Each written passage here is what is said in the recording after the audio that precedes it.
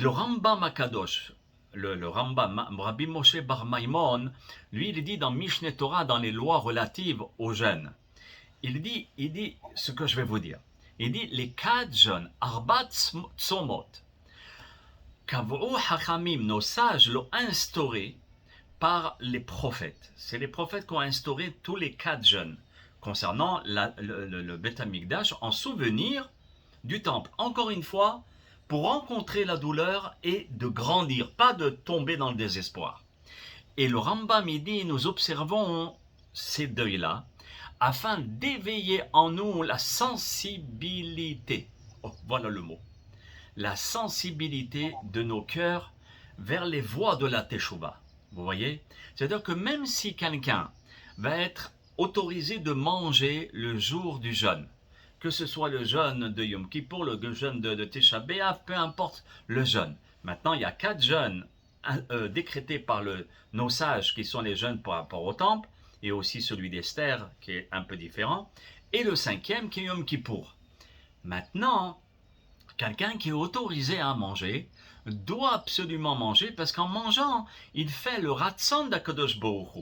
Il fait la volonté d'Hachem, il y a même un hiratson du Ben Ish Chai, que soit la volonté d'Hachem, que je puisse manger afin de faire sa volonté et d'être en bonne santé pour le servir, etc. Donc ça veut dire qu'on fait sa volonté, même en mangeant.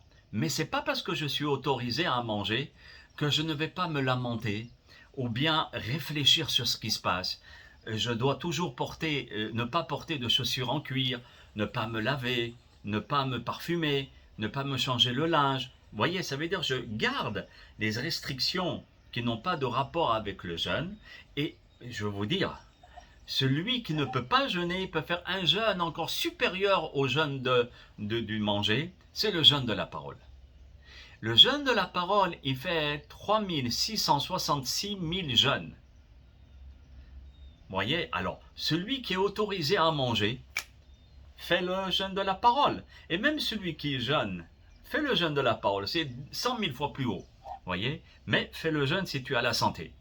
Et en analysant, le Rambam il dit, en analysant notre mauvaise conduite, c'est-à-dire que le jeûne, ou bien ce que l'on fait, l'attitude que nous faisons, pour respecter toutes ces restrictions de ne pas mettre du cuir, de ne pas nous laver, ne pas nous parfumer, etc.